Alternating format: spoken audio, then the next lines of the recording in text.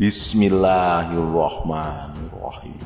Assalamualaikum warahmatullahi wabarakatuh. Sahabat Superpedia yang dimuliakan Allah, semoga kita selalu dalam keadaan sehat walafiat. Amin.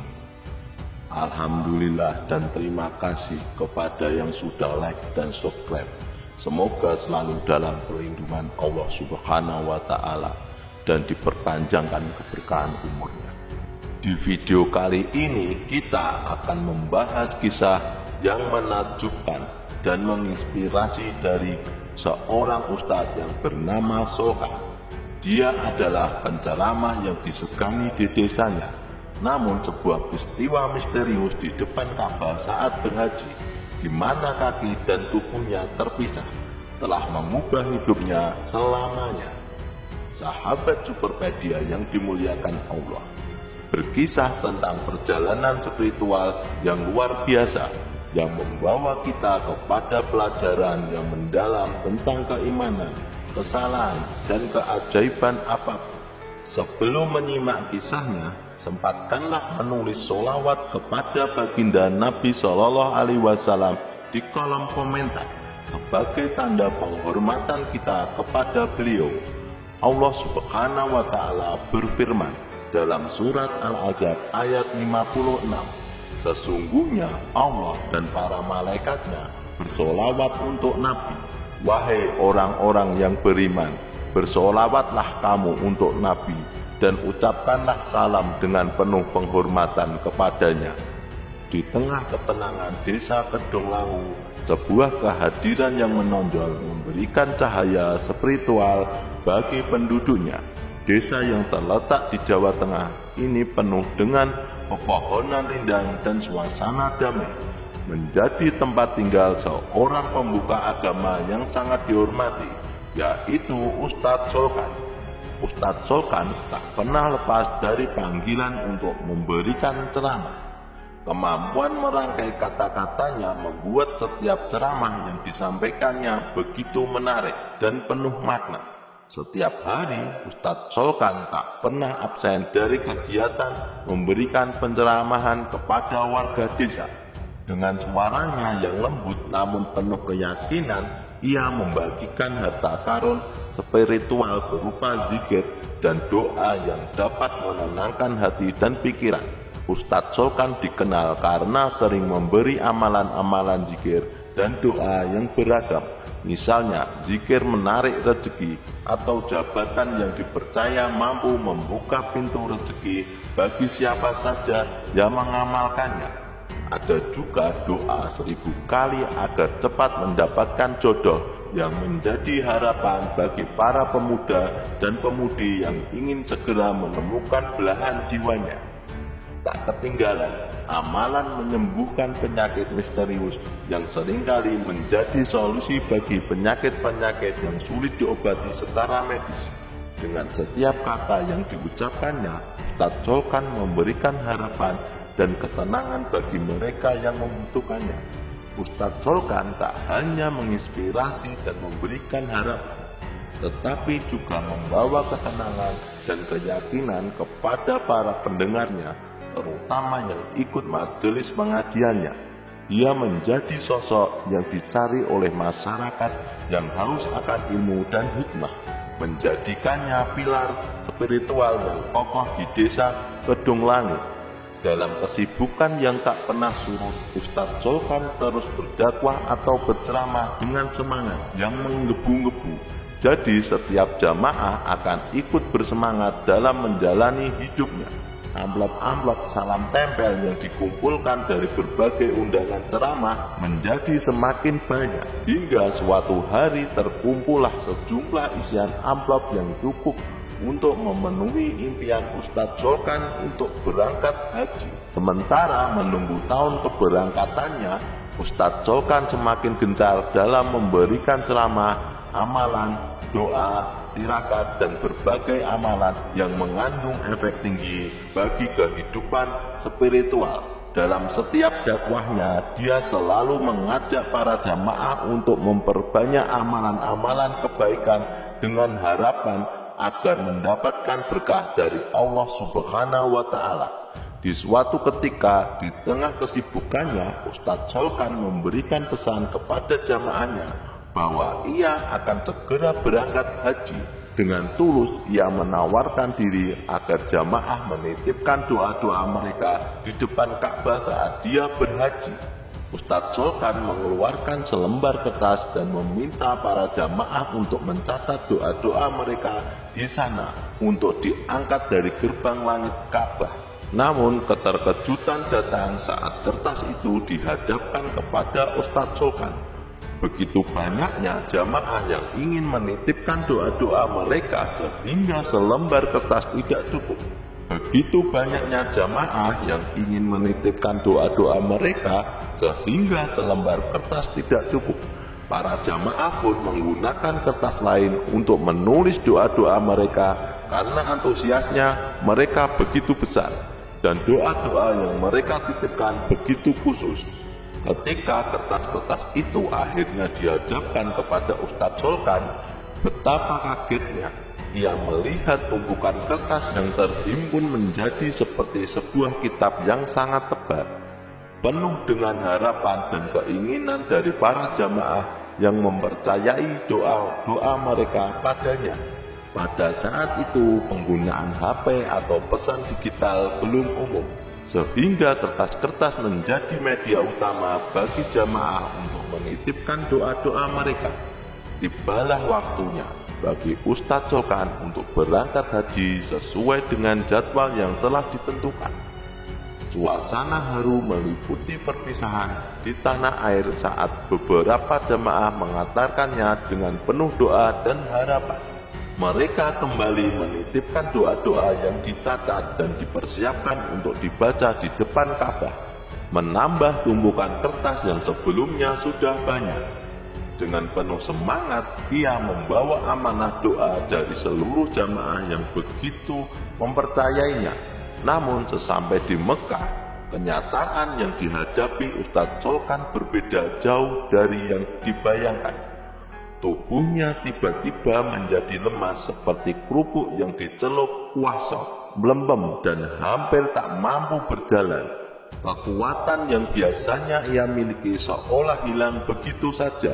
Setelah berusaha untuk menenangkan diri dan mengambil air zam-zam lalu meminumnya, kondisinya sedikit membaik meskipun tetap terlihat lemah.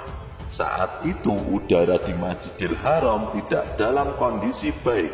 Renovasi yang masih berlangsung di area masjid membuat debu-debu kecil melayang-layang di atas langit, membuat masjid dalam kondisi udara yang kurang baik.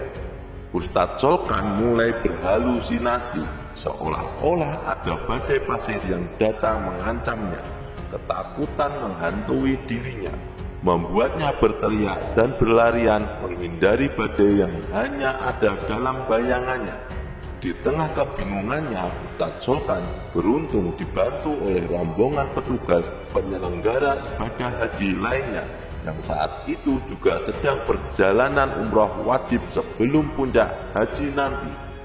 Dengan bantuan mereka, Ustadz Solkan berhasil ditenangkan dan dibawa ke tempat yang lebih aman. Dukungan dan perhatian dari para petugas memberikan sedikit ketenangan baginya. Di tengah situasi yang begitu menegangkan, suatu ketika Ustadz Solkan sudah sedikit pulih dari keterpurukan sebelumnya. Ia memutuskan untuk kembali ke pelataran Baitullah. Di sana sudah menanti sejumlah titipan doa dari keluarga dan jamaah yang harus ia bacakan. Doa-doa ampunan hendaklah diminta serta rangkaian ibadah haji dan umrah yang harus disempurnakan. Semuanya terhimpun dalam kertas-kertas yang terbawa dari tanah air. Namun ketika Ustadz Solkan mengeluarkan kertas-kertas titipan doa dari jamaah, ia terdiam sejenak. Pikirannya berkecamuk. Berapa lama aku harus membacakan semua doa ini? Ini bisa makan waktu berhari-hari. Dalam kebingungannya, Ustadz Solkan merenungkan sejenak, mempertimbangkan opsi-opsi yang ada. akhirnya dengan penuh pertimbangan ia memutuskan untuk tidak membacakan semua doa itu di depan Ka'bah. Ia sadar bahwa tugasnya di sana bukanlah untuk menghabiskan waktu membaca doa-doa yang begitu banyak. Dengan hati yang berat, ia harus memilih-milih doa dari keluarganya saja sambil mengucapkan doa-doa yang umum dan mendasar bagi semua jamaah. Selebihnya kertas-kertas kumpulan titipan doa itu, meskipun dengan berat hati, Ustadz Solkan memutuskan untuk membuangnya. Baginya membawa beban yang begitu berat dari kertas-kertas doa yang tidak bisa diwujudkan dalam waktu yang terbatas bukanlah pilihan yang bijak. Keputusan itu meskipun sulit diambil dengan harapan agar ia dapat menjalankan tugasnya dengan lebih efisien dan penuh keikhlasan di hadapan Baitullah. Rangkaian ibadah Ustadz Solkan memulai dengan tawaf mengelilingi Ka'bah sebanyak 7 kali. Selanjutnya dengan sa'i, yaitu berjalan dari Bukit Safa ke Bukit Marwah sebanyak 7 kali, dan diakhiri dengan tahallul. Saat itu cuaca lebih bersahabat, memberikan kenyamanan bagi jamaah haji yang tengah menjalankan ibadah suci. Namun ketika Ustadz Solmat hendak memulai tawaf, sesuatu yang aneh dan mengerikan terjadi. Baru saja memulai putaran pertama, tiba-tiba ia merasakan kakinya seolah-olah terputus dan berjalan sendiri ke arah yang berlawanan, melawan arus kerumunan yang tengah tawaf. Sementara tubuhnya yang atas melayang dan seakan-akan bisa berjalan dengan normal. Awalnya Ustadz Solkan tidak menyadari apa yang terjadi hingga ia berpapasan dengan kakinya yang berjalan melenggang tanpa tubuhnya. Dalam kebingungannya Ustadz Solkan menatap ke bawah dan terkejut melihat bahwa kakinya telah hilang, sementara tubuh atasnya melayang dan seakan-akan bisa berjalan dengan normal. Dalam usaha untuk mengejarnya, ia harus berjuang melewati kerumunan tawaf, sementara kaki berjalan di arah yang berlawanan. Setiap kali ia mencoba untuk berputar, arah kakinya malah semakin menjauh, bertolak belakang dengan arah tubuh atasnya. Akhirnya dengan hati berat, Ustadz Solkan menjauh dari kerumunan tawaf dan mencari tempat yang agak sepi dan tenang. Di sana ia bersimpuh dan air matanya membanjiri lantai marmer Masjidil Haram, meratapi kejadian yang tak terduga ini. Kejadian yang menakutkan dan misterius itu membuatnya merasa hancur dan terpaku dalam ketakutan yang tak terucap. Tiba-tiba seorang pria dengan wajah yang tenang dan diselimuti cahaya yang memancar mendekat dan menepuk bahu Ustadz Solkan dengan lembut. Ustadz Solkan segera tersadar dari tangisannya dan matanya terbuka lebar saat melihat pria misterius itu. Ustadz Solkan merasa gugup, tidak tahu dari mana pria itu berasal atau bahasa apa yang digunakannya. Wajahnya menunjukkan ciri-ciri seorang Arab, tetapi dari bagian Arab mana dia berasal, Ustadz Solkan tidak tahu.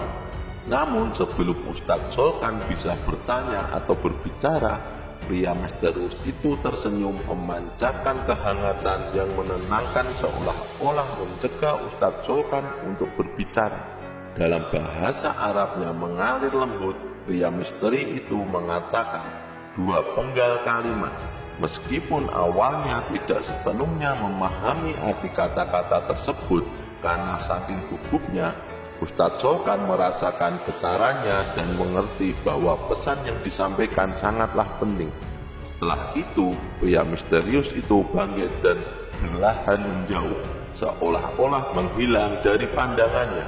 Ustadz Solkan dengan cepat bahkan melayang dari langit marmer Masjidil Haram.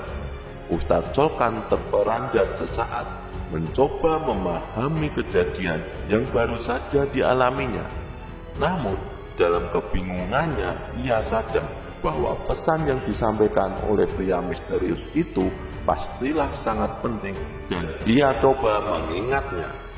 Ustadz Solkan menyadari bahwa kata-kata yang didengarnya adalah ayat-ayat dari Al-Quran Surah Asab ayat 2-3. Wahai orang-orang yang beriman, mengapa kamu mengatakan sesuatu yang tidak kamu kerjakan? Sangat besarlah kemurkaan di sisi Allah bahwa kamu mengatakan apa yang tidak kamu kerjakan. Kata-kata ini menusuk hatinya seperti tombak, menyadarkannya akan kesalahan dengan hati yang penuh penyesalan. Ustadz Solkan menangis haru. Air matanya membasahi pakaian ihramnya hingga basah kuyup seperti kehujanan. Ia merasa begitu lemah di hadapan kebesaran Allah Subhanahu wa Ta'ala dan segera bertobat dengan sungguh-sungguh memohon ampun atas dosa-dosanya. Karena kelelahan yang melanda, Ustadz Solkan akhirnya tertidur di lantai Masjidil Haram. Dalam mimpinya, ia bertemu dengan kaki yang berbicara kepadanya. Aku hanya akan mengikuti apa yang kamu pikirkan dan hanya akan berjalan di jalan Allah, jalan yang lurus dan jalan yang diridhoinya. Dengan mata yang sedikit terbuka, Ustadz Solkan segera tersadar dari tidurnya di lantai Masjidil Haram. Betapa besar keheranannya ketika ia melihat bahwa kakinya sudah kembali seperti semula, tanpa cacat atau luka sedikit pun.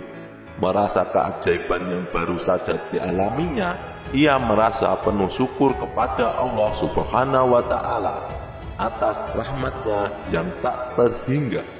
Setelah kembali dari Mekah, Ustadz Solkan dengan tulus menceritakan pengalamannya kepada para jamaah. Dengan penuh kerendahan hati, ia meminta maaf atas kesalahan dan ketidaktelitiannya yang telah terjadi.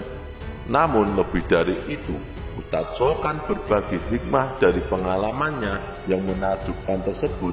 Ia mengajarkan kepada para jamaahnya pentingnya untuk tetap berpegang teguh pada prinsip-prinsip agama, baik dalam perkataan maupun perbuatan. Ustadz Solkan menekankan bahwa setiap ucapan harus disertai dengan tindakan yang konsisten sesuai dengan ajaran yang telah diajarkan dalam agama Islam. Pengalaman yang ia alami merupakan pengingat bagi semua orang untuk senantiasa berhati-hati dalam kata-kata dan perbuatan, serta untuk selalu mengikuti jalan yang lurus di bawah ridhonya Allah Subhanahu wa Ta'ala. Kisah kali ini kami rangkum dari sumber media, jadi kebenarannya belum pasti. Nama-nama tokoh ini saya samarkan dan saya edit sedikit biar lebih menarik ceritanya. Mohon maaf apabila ada kekeliruan yang terdapat dalam kisah ini, karena maksud dari video kali ini adalah agar kita dapat mengambil hikmah atau pelajaran penting dan senantiasa terjaga dari mara bahaya dan kekufuran. Semoga kisah ini bermanfaat. Yang benar datangnya dari Allah Subhanahu wa Ta'ala, kekurangan dan kesalahan datangnya dari saya pribadi sebagai manusia biasa. Sampai jumpa di kisah selanjutnya. Saya akhiri. Wassalamualaikum warahmatullahi wabarakatuh.